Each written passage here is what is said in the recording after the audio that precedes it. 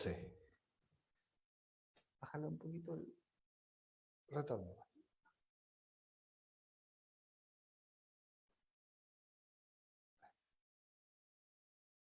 Bien, mis hermanos, vamos a ir a la palabra de Dios este día, sin mayor preámbulo, que lo que nos convoca es la palabra de Dios.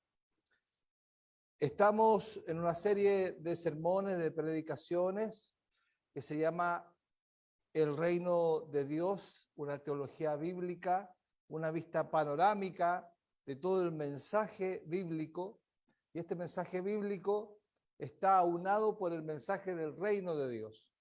Y es así como hemos visto ya la semana pasada el patrón del reino o el reino diseñado por Dios. Y esta ocasión nos vamos a ver el reino perdido. El reino perdido. Hemos visto anteriormente Génesis 1 y Génesis 2. ¿Se acuerdan la semana pasada? Que estudiamos Génesis 1 y Génesis 2 y vimos la creación y el patrón del reino de Dios para su creación. Ahora vamos a ver Génesis 3 a el 11, capítulo 3 y capítulo 11. No los vamos a leer todos los versículos del capítulo 3 y 11, pero sí vamos a leer porciones de la Escritura para tener una vista panorámica de lo que es el reino que se perdió. Porque Dios constituyó un gobierno. Donde hay reino, hay gobierno. Y Dios reina sobre su creación. Dios gobierna sobre su creación. Amén. Entonces, es participante del gobierno de Dios. Y Adán y Eva eran participantes también y eran mayordomos de su gobierno, pero vino el pecado, la desobediencia, y así vemos cómo se perdió el reino de Dios, el reino perdido. Así que vamos a ver Génesis 3, que narra la historia de cómo la perfecta creación de Dios se echó a perder, hermanos. Todo comienza en Génesis 3:1, que lo vamos a leer, y todo comienza con algo muy singular y algo muy loco para nosotros también, con una serpiente parlante, hermanos. Una serpiente que hablaba. Dice, pero la serpiente era astuta más que todas las animales del campo que Jehová Dios había hecho, la cual dijo a la mujer, con que Dios os ha dicho, no comáis de todo árbol del huerto. Enseguida, hermanos, frente a tal texto, nos aparecen muchas preguntas, ¿no?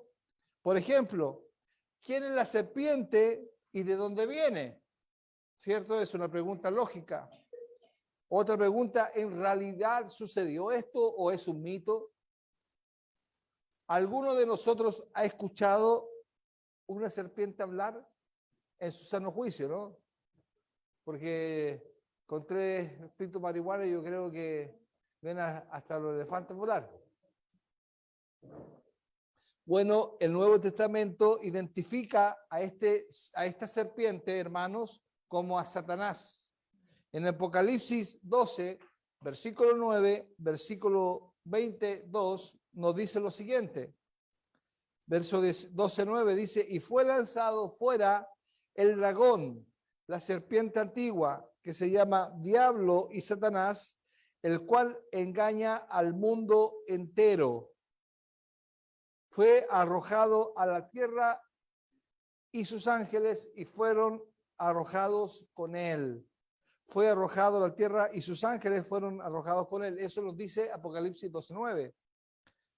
Apocalipsis 22 nos dice, y prendió al dragón, la serpiente antigua, que es el diablo y Satanás, y lo ató por 1000 años.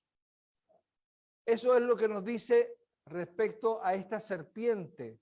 que es Satanás, la serpiente antigua. Esta serpiente antigua es la serpiente que aparece en Génesis 3:1, ¿no? Esos son los nombres que recibe. Pero nunca se nos dice de dónde surgió la serpiente. Por supuesto que Satanás no es eterno, tiene un comienzo y un final. La Biblia no apoya las ideas dualistas de las películas de ciencia ficción, en las cuales se destaca una eterna lucha cósmica entre ambas fuerzas iguales del bien y del mal. Es cierto que Satanás tiene poder, pero no es igual a Dios. Amén. Solo Dios es eterno. Por consiguiente, Satanás es un ser creado y como tal es una parte de la creación perfecta y original, aunque Satanás sabemos que se rebeló contra Dios. En 2 ocasiones, el Nuevo Testamento habla de una rebelión en el mundo angelical. Primero, 2 de Pedro 2:4, nos dice, porque si Dios no perdonó a los ángeles que pecaron, sino que arrojándolos al infierno, los entregó a prisiones de oscuridad para ser reservados al juicio. Eso lo dice 2 de Pedro 2:4. Nos está diciendo que los ángeles entre ellos Satanás, porque Satanás es un ángel, fueron puestos en prisiones de oscuridad. Lo que nos revela algo que es muy bueno, que en el versículo 22 nos hablaba la Biblia de que de Satanás ya ha sido atado. Si Satanás fuese suelto en el mundo, la iglesia no perseveraría. Pero Satanás ha sido atado, ha sido puesto en cárceles, en prisiones de oscuridad. Judas 1:6 nos dice, y los ángeles que no guardaron su dignidad, sino que abandonaron su propia morada, los ha guardado bajo oscuridad en prisiones eternas para el juicio del gran día. Amén. O sea que los ángeles, los que abandonaron su propia morada, los ha guardado bajo oscuridad en prisiones eternas para el juicio. Amén. Eso es importante porque por allí nos hablan de que los demonios andan sueltos, pero la autoridad sobre los demonios es de Jesús. Jesús los tiene a todos puestos debajo del estrado de sus pies. Amén. Eso es importante, hermanos, entenderlo, porque nosotros antes entendíamos la liberación de demonios, por ejemplo, muy distinta. Era muy distinto a lo que ahora entendemos por gracia a Dios. El escritor de Génesis, entonces, ¿quién fue? Moisés. No se propone contestar todas nuestras preguntas, solo dice lo que necesitamos saber. La Biblia es especialista en eso, es especialista en hacernos saber lo que debemos saber. ¿Me entiende? No se mete en nuestras suspicacias. Ahora, no porque no tenga la respuesta, sino porque no es importante, no es el tema. El tema de la Biblia es la historia de redención, la salvación. Amén. Ahora, preguntamos, ¿cómo se supone que debemos entender Génesis 3? ¿El relato de la caída es un mito o es una realidad? Bueno, las escrituras lo asumen como un suceso real. Pablo compara y contrasta a Adán con el Señor Jesús, ¿cierto? En Romanos capítulo 5, verso 12 al 19 y 1 Corintios 20 al 22. Así como Jesús fue un ser humano real cuya muerte consumó la salvación, también Adán era un ser humano y su pecado resultó en una gran caída. Nos dice Primera de Corintios 15:21, nos dice, por cuanto la muerte entró a un hombre, también por un hombre la resurrección de los muertos. Aleluya. Ese hombre por el cual entró la resurrección de los muertos, ¿quién es? Jesús. Aunque la pregunta de la serpiente parlante todavía no está resuelta, la pregunta es, ¿debemos entenderla literalmente? Bueno, eso depende de lo que pensemos del tipo de literatura que el autor escribió. Génesis 3 describe un acontecimiento verdadero, sin duda, pero utiliza cierto simbolismo.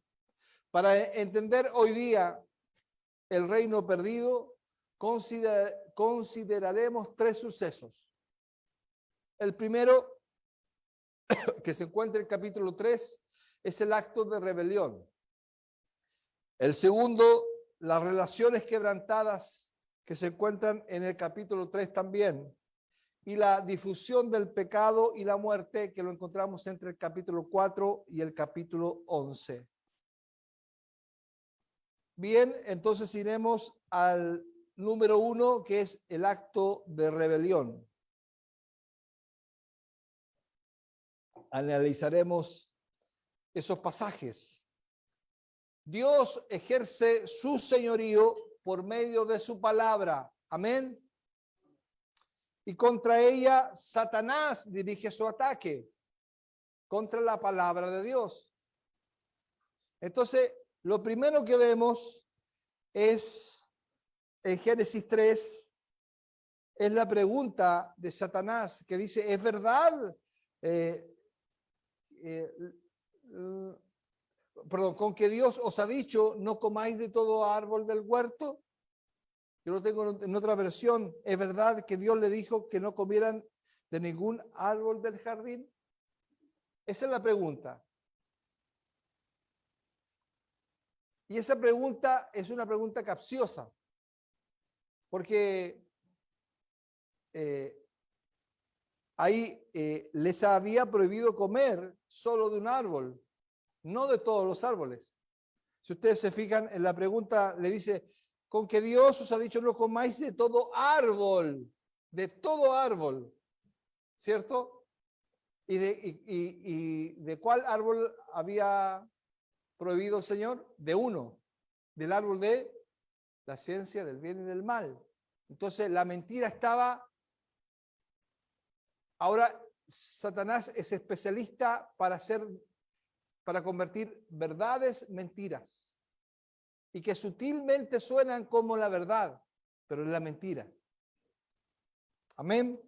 Entonces, les había prohibido comer solo de un árbol. El versículo 3 dice, pero del fruto del árbol que está en medio del huerto, dijo Dios, no comeréis de él, ni le tocaréis para que no muráis.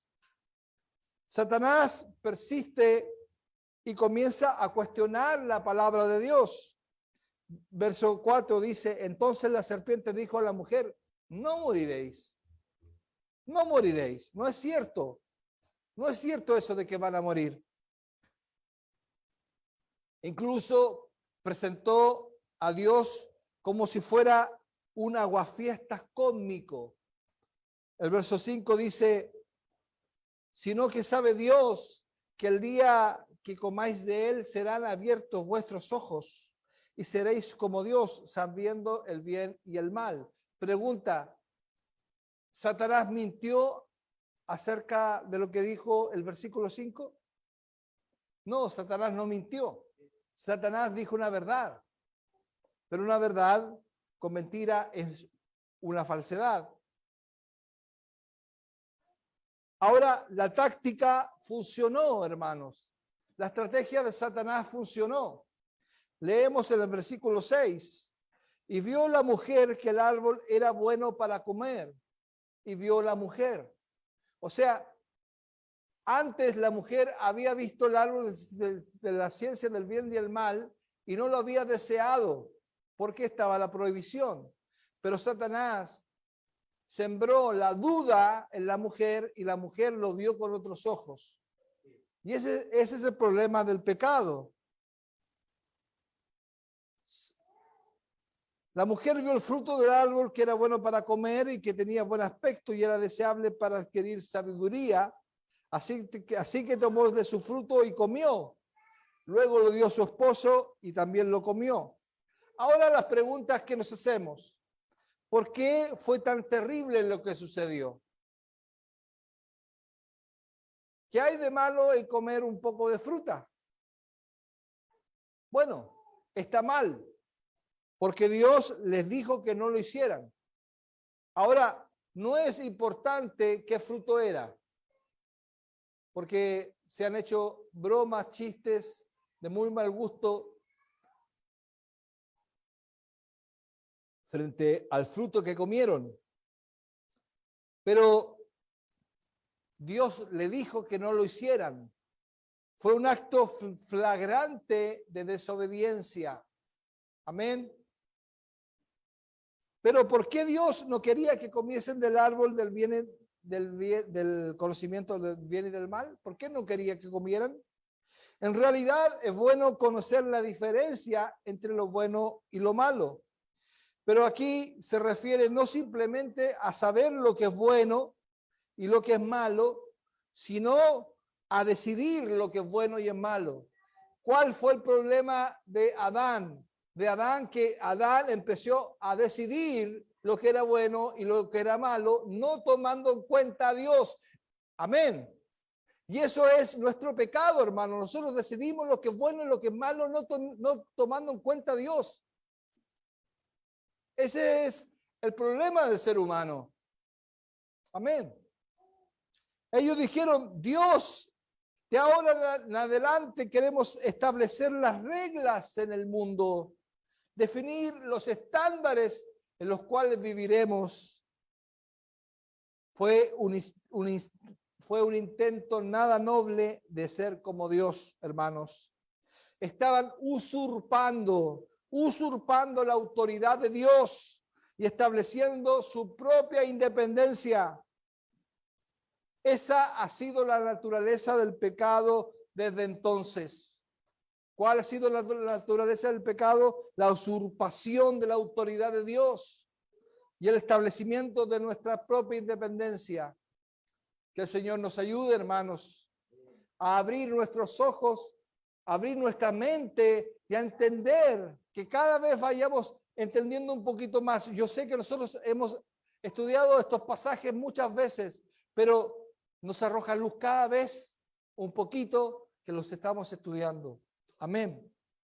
Lo segundo que vamos a ver ahora son las relaciones quebrantadas, que este germen del pecado, esta desobediencia, quebrantó tres relaciones. La primera relación que quebrantó fue la relación entre el hombre y la mujer. La segunda relación fue la relación entre el ser humano y la creación. Y la tercera, indudablemente, es la relación del ser humano con Dios.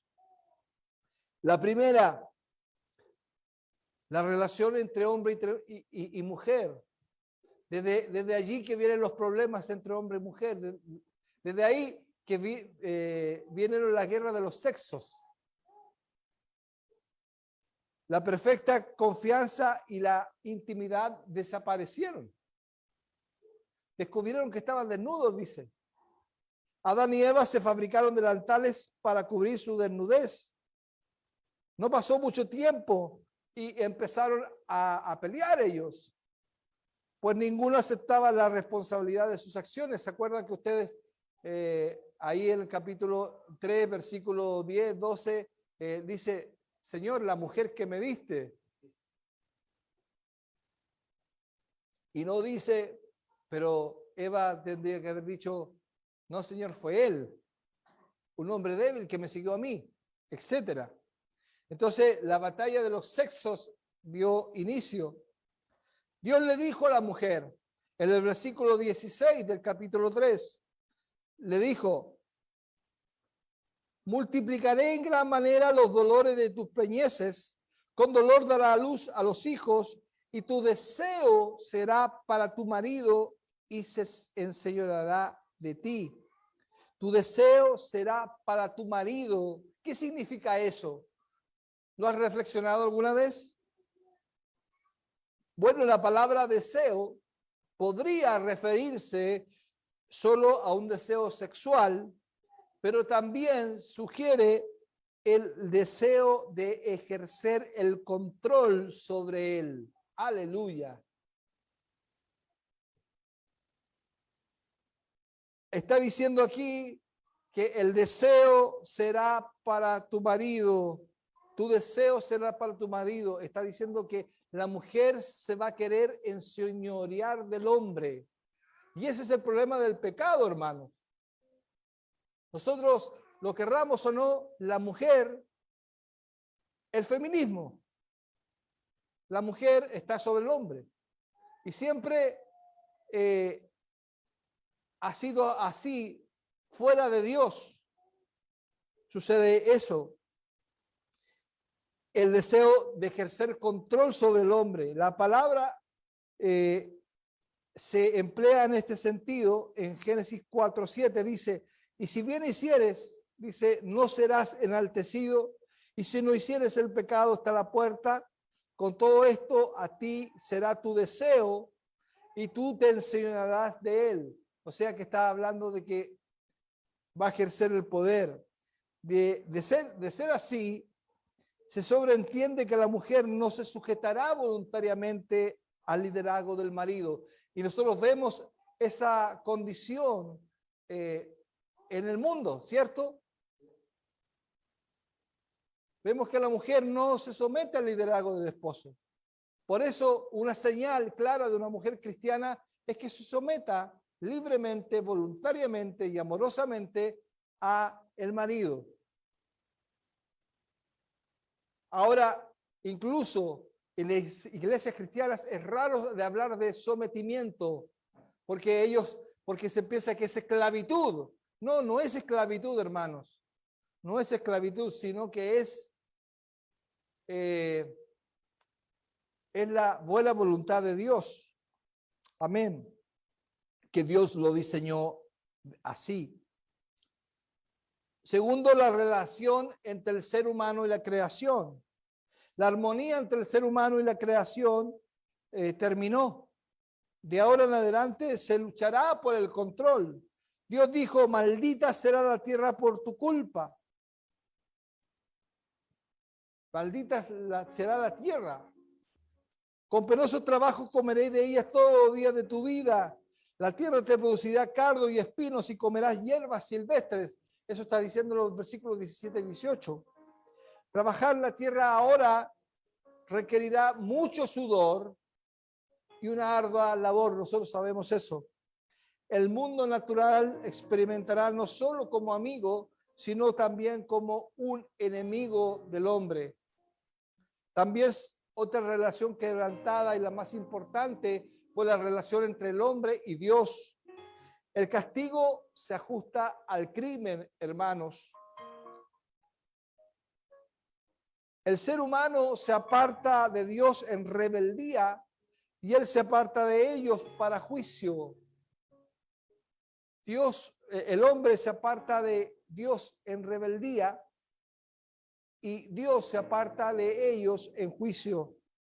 La cálida relación que tenían con Dios había sido destruida. Cuando Él se acerca, ellos se esconden.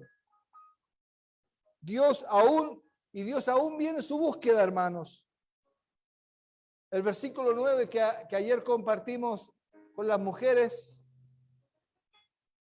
decía así, pero Dios, el Señor, llamó al hombre y le dijo, ¿dónde estás? ¿Dónde estás tú?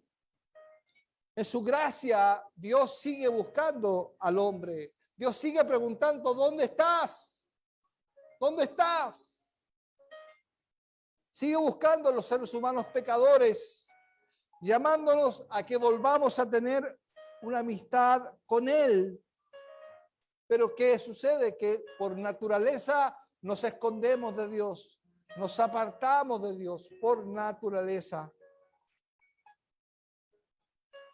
Adán tuvo miedo y vergüenza. Es consciente de su desnudez ante Dios. Es consciente de algo que no era consciente antes. La desnudez es algo hermoso, hermanos, pero para nosotros es casi un pecado. ¿Por qué? A causa del pecado. La antigua inocencia desapareció de Dios, desapareció y Dios juzgó al culpable, tal como había dicho que lo haría. Satanás estaba equivocado, hermanos. La advertencia de Dios a Adán y Eva de que morirían no era una simple amenaza, sino que se cumplió, hermanos.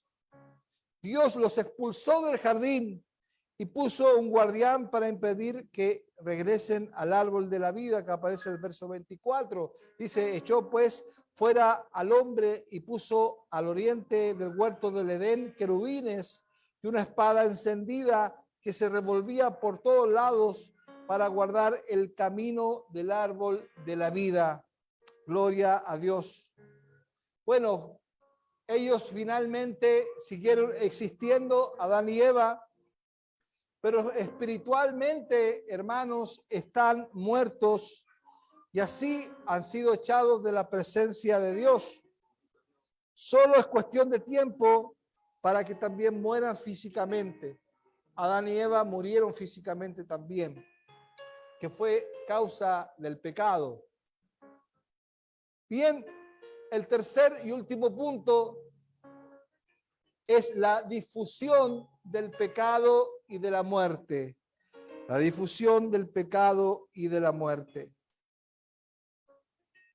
Desde la caída, todos los seres humanos hemos nacido enfrentando el mismo aprieto de la muerte espiritual y física debido a la rebelión de Adán y Eva, que fueron nuestros antepasados, nuestros ancestros. También somos pecadores nosotros. Nos rebelamos en contra del gobierno de Dios, que también enfrentamos, y también enfrentamos el castigo de la muerte, que es la eterna separación de Él. Los capítulos 4 al 11 de Génesis trazan la difusión del pecado y la muerte. Fíjese que no es el capítulo 12, porque el capítulo 12 empieza y se manifiesta el pacto de Dios con Abraham. Pero entre el 4 y el 11 se ve la difusión del pecado. Primero, veremos el capítulo 4, que nos habla de Caín y Abel. Ahora, es muy interesante lo que dice aquí. No es ninguna sorpresa para nosotros que el relato del pecado de Adán y Eva del capítulo 3 lo siga el relato del primer asesinato en el siguiente capítulo, cuando uno de sus hijos mató a su hermano. ¿Qué es lo que quiere decir esto? Que una vez quebrantada la relación vertical con Dios, la relación vertical, porque es una cruz, relación vertical, relación horizontal. Una vez quebrantada la relación vertical, quebrantamos también la relación horizontal, que es la relación con nuestros prójimos, con nuestro hermano, con nuestro amigo, con nuestro papá, con nuestra mamá, con nuestro semejante. Una vez quebrantada la relación vertical con Dios, es inevitable que las relaciones horizontales entre los hombres sean afectadas. Por eso tenemos problemas, hermanos, con los prójimos, porque tenemos problemas con Dios. Pero cuando arreglamos el problema con Dios, estamos en paz con los hombres. Aleluya. Gloria a Dios. Caín estaba celoso de que su hermano tuviese el favor de Dios y lo asesina. De inmediato tiene el juicio de Dios sobre él y lo condena a salir de su casa a vivir errante. Eso lo encontramos en el capítulo 4. Bien, lo segundo que veremos es la mortalidad. Mire el capítulo 5. El versículo 1:28 dice, Génesis contiene la primera genealogía de la Biblia. Los hombres obedecen el mandato de Dios en Génesis 1:28, sean fructíferos y multiplíquense. A pesar de todo, aún después de la caída, sus descendientes poseen la imagen de Dios. Es interesante, hermanos, que usted vea por favor el capítulo 5, los 3 primeros versículos, véanlos conmigo, y que dice, el versículo 2 dice, varón y hembra los creó y los bendijo y llamó el nombre de ellos Adán el día en que fueron creados. Dice, y vivió Adán 130 años y engendró un hijo a su semejanza. Adán y Eva, a semejanza de quién fueron creados. ¿De quién? De Dios.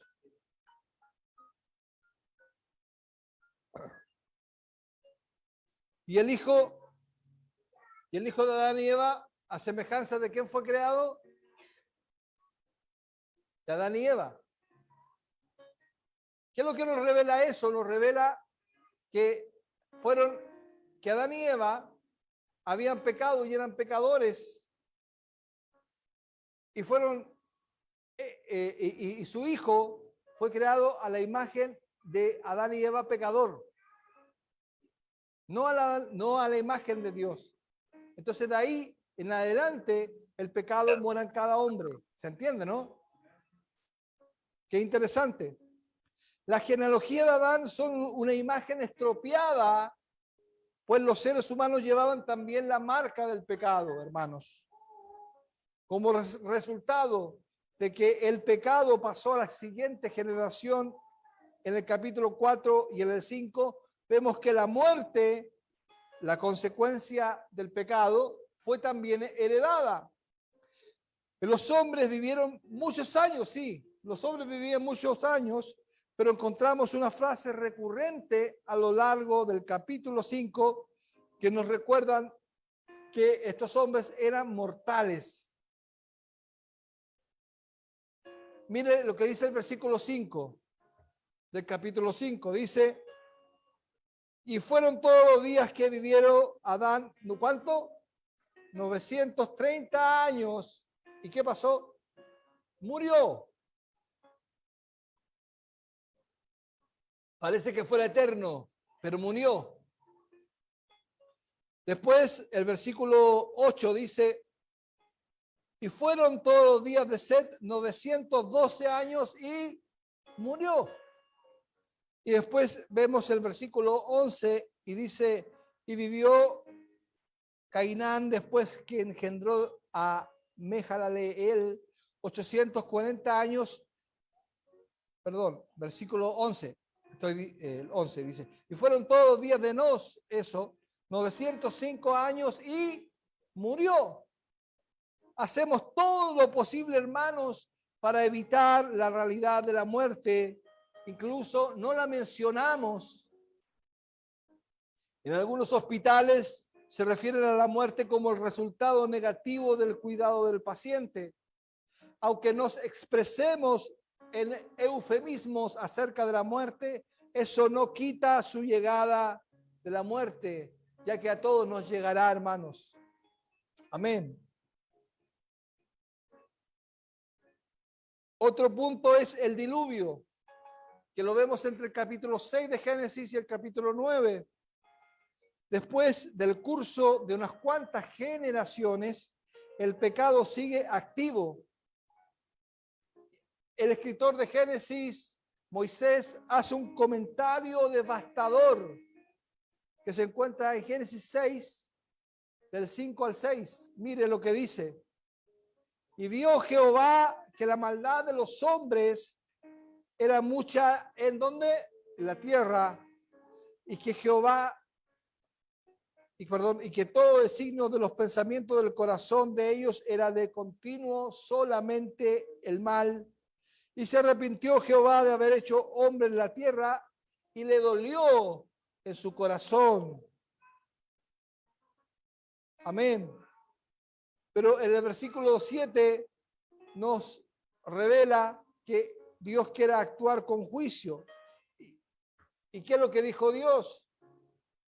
Dijo Jehová, raeré de sobre la faz de la tierra a los hombres que he creado, desde el hombre hasta la bestia y hasta el reptil y las aves del cielo, pues me arrepiento haberlos hecho. Me llama la atención profundamente lo que dice aquí Génesis 6:7, dice, raeré sobre la faz de la tierra a los hombres que he creado, desde el hombre hasta la bestia, hasta el reptil, hasta las aves del cielo, etcétera. Pero después vemos más adelante cómo Dios conservó a parejas de los animales, de las aves del cielo, de las bestias, los reptiles. Es interesante eso. El diluvio trajo consigo una terrible destrucción.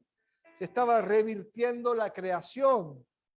La división que Dios había establecido entre la tierra y las aguas, el primer día de la creación se deshizo.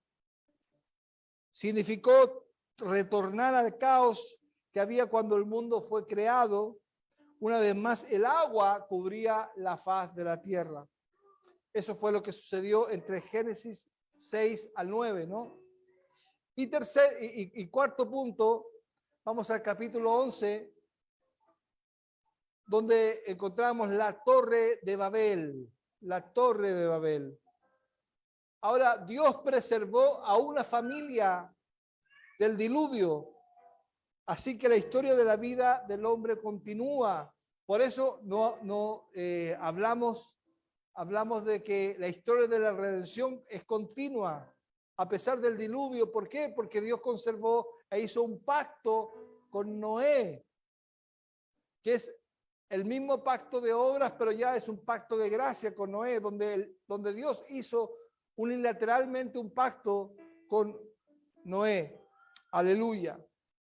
Pero lamentablemente, hermanos, el pecado también continuó junto con el juicio, ya que es la justa respuesta de Dios hacia el pecado. El juicio es la respuesta justa de Dios hacia el pecado. El capítulo 11 nos lleva al punto más bajo en la Biblia hasta aquí, cuando los humanos se enorgullecen y dicen, versículo 4 del capítulo 11, leemos 11:4, perdón, dice, y dijeron, vamos, edifiquemos una ciudad y una torre cuya cúspide llegue al cielo y hagámonos un nombre por si fuésemos esparcidos sobre la faz de toda la tierra. Lo que me llama la atención aquí, que ellos ya instruían el tipo de juicio que les iba a llegar. Hermano, porque el hombre cuando peca sabe el tipo de juicio que le va a llegar. Cuando tú pecas en adulterio sabes que vas a tener una consecuencia. Cuando tú pecas en un robo sabes que te van a pillar. ¿Me entiendes? Entonces ellos también sabían, porque ellos dijeron, por si fuésemos esparcidos sobre la faz de la tierra. Y nosotros sabemos que ese fue el juicio de Dios sobre el hombre, que fueran esparcidos. La Torre de Babel es un vívido ejemplo de nuestro deseo pecaminoso de ¿qué? De saltarnos a nosotros mismos y de crear nuestro propio reino independiente de Dios. El hombre siempre ha querido ser como Dios. Y hoy día el hombre quiere ser Dios, pero el hombre no es Dios. Y eso lo lleva cada vez más a la destrucción. Pero Dios no ignoró la arrogancia y la altivez de los hombres. ¿Y qué es lo que hizo? Frustró sus planes. Es lo que Dios hace con todos los ignorantes, con todos los arrogantes, con todos los altivos, con todos los estúpidos que ejercen su gobierno ante Dios. ¿Cuál es? Es que Dios frustra sus planes. Así que ustedes tranquilos, porque Dios frustra los planes de los que quieren destruir nuestra nación chilena. No escuché ningún amén. La construcción del imperio por parte de la gente la esparció por toda la tierra y los esparció con diferentes lenguajes. Así los seres humanos no solo se separan de Dios, sino que también entre ellos mismos. Está muy claro que en Babel éramos todos una misma generación. Éramos todos una misma raza, por decirlo de alguna forma. Pero de ahí se esparcieron las lenguas a todo el mundo. Para concluir, hermanos, la perfecta creación establecida por Dios ahora es solo un sueño lejano. El patrón del reino se destruyó con el pecado. Por naturaleza, los seres humanos no somos más el pueblo de Dios y nos hemos apartado de su presencia. No vivimos más en su tierra. Ya no vivimos, porque ¿cuál era la tierra? El Edén. Ya no vivimos más en esa tierra. Pues hemos sido expulsados del jardín. Regresamos su gobierno, le devolvimos el gobierno a Dios. Y vivimos como si nosotros gobernásemos el mundo, hermanos. Dios sigue reinando. Dios es rey, a pesar de que el hombre se gobierna a sí mismo. Dios es rey. Pero lo hace ejerciendo su juicio y por ello no disfrutamos más de su bendición, por lo que, al contrario, lo que encaramos es la maldición de Dios. Todo esto es muy triste. La rebelión humana destruyó a un mundo perfecto. La Biblia, hermanos, pudo haber terminado aquí. Pero Dios, que es rico en misericordia, nos ayudó. No había razón para que Dios hiciera algo para ayudarnos. No había razón, hermanos. Solamente la única razón es que Dios nos amó. Aleluya. Pero Él es un Dios lleno de gracia que ha determinado reordenar las cosas y restaurar su reino en la tierra. Aleluya. Por supuesto, Él sigue reinando y nada puede cambiar eso. Parece que este mundo reina el hombre, reina Satanás, pero no, reina Dios. Él es el Dios soberano que tiene el control de todo. Aun cuando la gente lo desobedezca, Dios tiene el control de todo. Él desea levantar otra vez un pueblo que por voluntad propia se someta a sus mandatos. Y ese pueblo es la iglesia. Eso es lo que significa el reino de Dios.